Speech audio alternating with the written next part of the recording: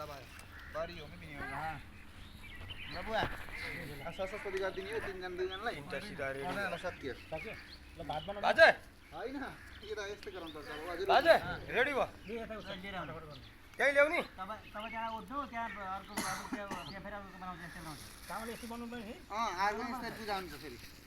सबै त्यही ल्याउने बाजे सिधा दाइले गऱ्यो भयो नि गर्नु पर्ने मैले पऱ्यो नि त भाइ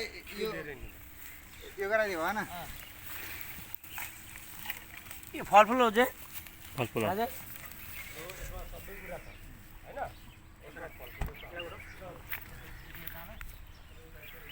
पकाउने भाँडाको ग्यास टपरीहरू सबै आजको चाहिँ सोसेर बजी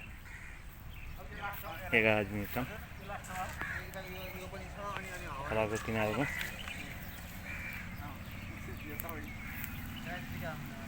चामल भने के हो हजुर ल कति ल्याउने